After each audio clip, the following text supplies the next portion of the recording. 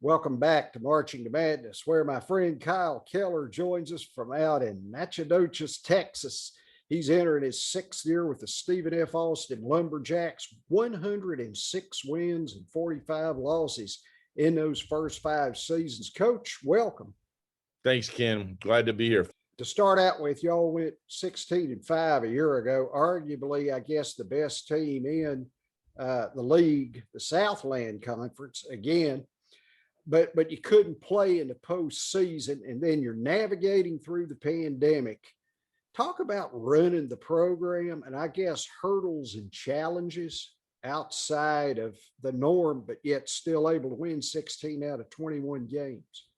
Well, it's like I'm sure like talking to my peers, obviously, with so many things that challenges that you had to have, and I learned a lot. I listened to players a lot and the staff that we had, and I thought it was a really growing experience for me personally. I mean, we went through one stretch where we basically played 4 games in 48 days, and our program was dealt some serious blows last year because we had a athletic department wide APR ban.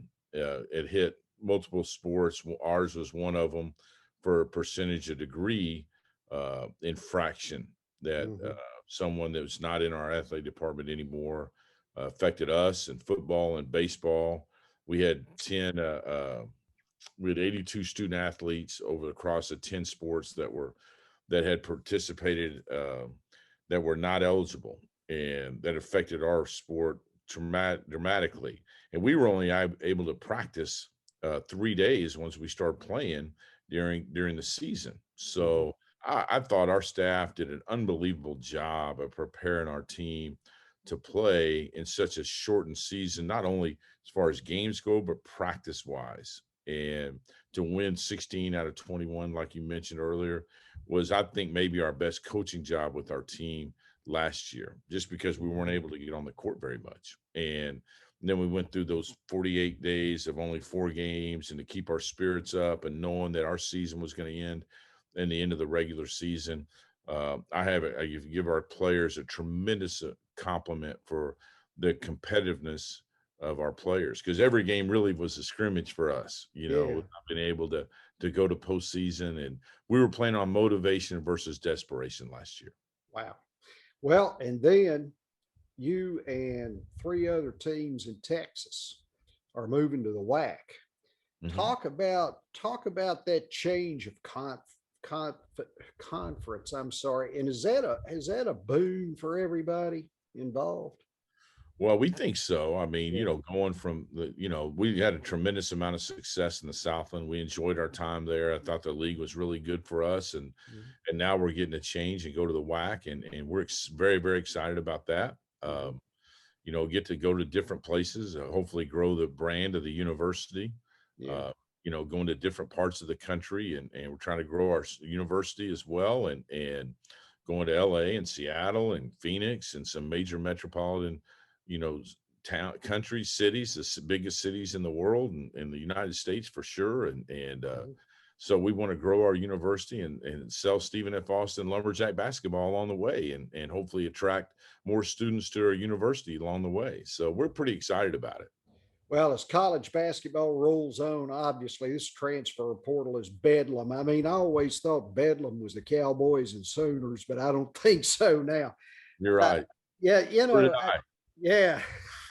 I saw you had four kids in there, and I'm just curious how you kind of handicap this. Well, it's yet to be determined, right, Ken? I Uh-huh. mean, we had some kids on our own program that went in the transfer portal.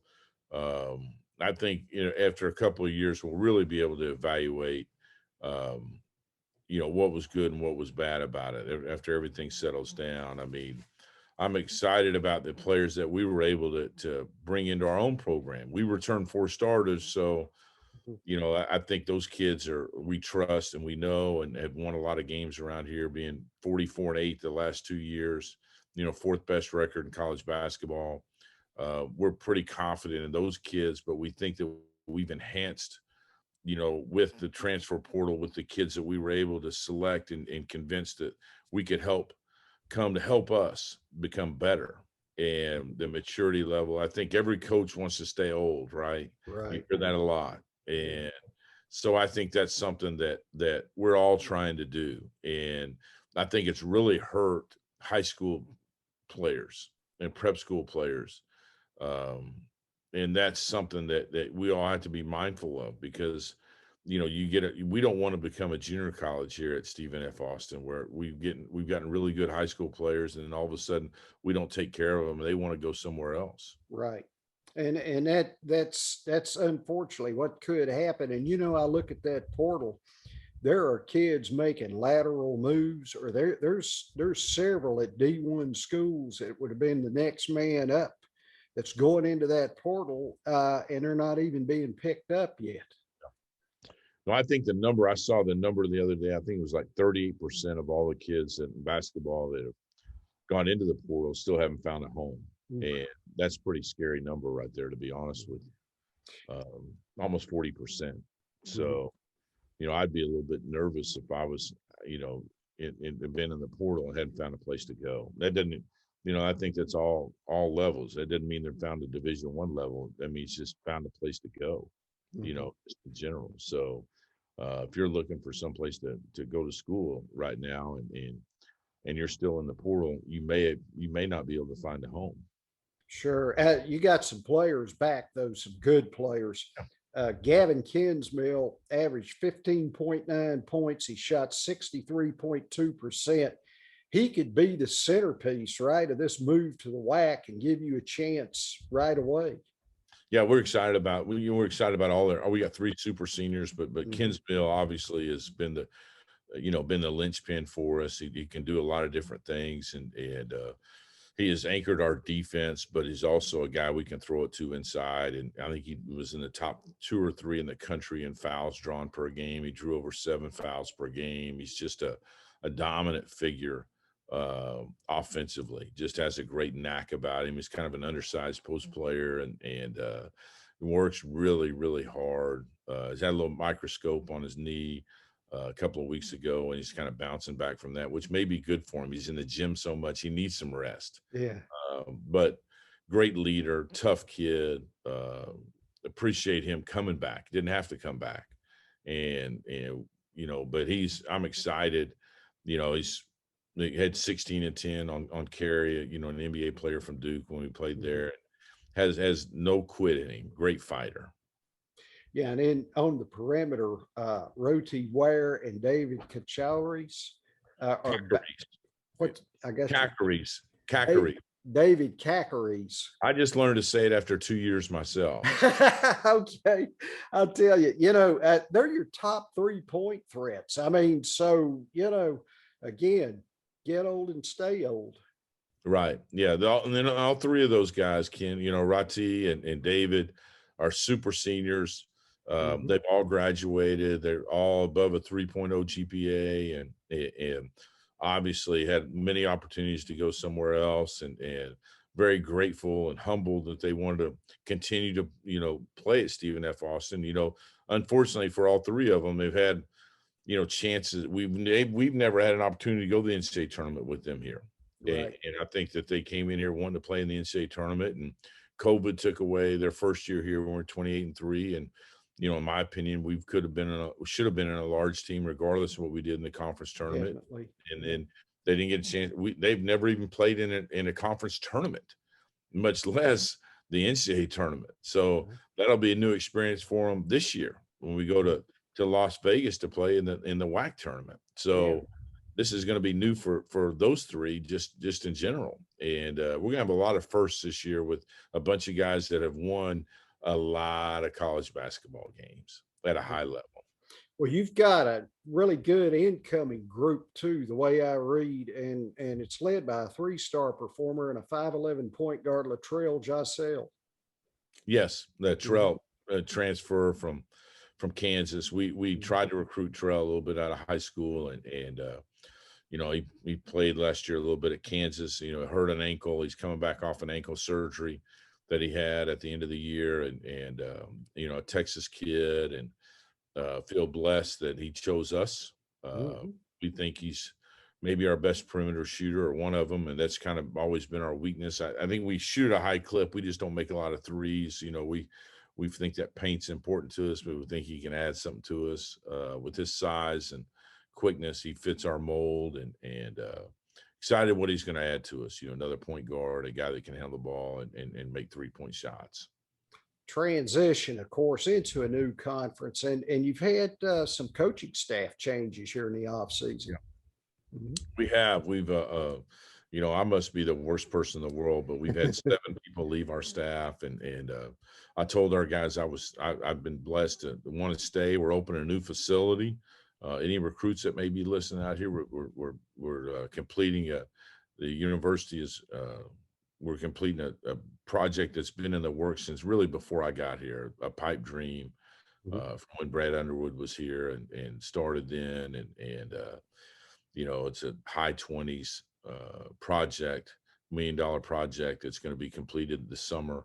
And we think it's going to be top of the line, as good as any practice facility in the country, a performance center with locker rooms and film room and training room and a weight room and our new offices, and just enhance what the players have done before us and since we've been here. And our staff, since I've been here, has turned down many, many jobs. And I told our staff I was going to stay here, and we've been involved in it and wanted to see it through completion. And they've been blessed because we've won so much. They get a lot of opportunities to enhance their career. And so it's been good. I've a lot of great friendships, and now I get to learn from a bunch of new guys and grow our program even more. Last thing, Coach, this name, image, and likeness thing's on the tip of everybody's tongue as well. When you look at that, how exclusive is that going to be, like the helping these like Power 7 conferences versus the multi-bid leagues versus the one-bid leagues? Well, I sure hope our players have done a lot here, and I sure hope that our players get a piece of that pie too. We're pushing for it, and I think that our players have brought a lot of notoriety to Stephen F. Austin. We've been on TV a lot, and I think we brought a lot of students to Stephen F. Austin as well. And I have a lot of confidence in our administration that they're going to push really hard to that they get fair market value for what they've done for the university here. And I expect that to happen. We've got great vision and a great leadership from our administration here. And I expect that they've never let us down. And I don't expect to on this, this aspect either.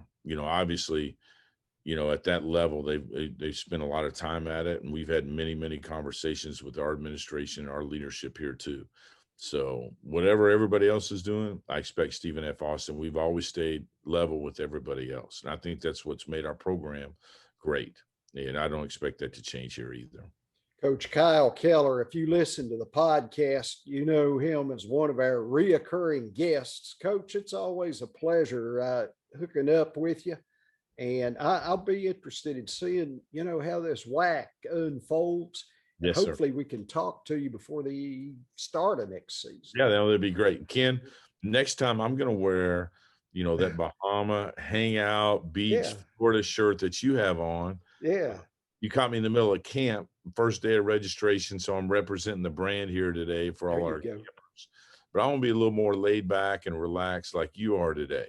And I bet you have a purple one, right? I do. I got more than one purple one, believe it or not. There you go. Which is pretty good. But I appreciate you having me on. I appreciate what you do for the sport, for coaches, and for kids. Thanks so much.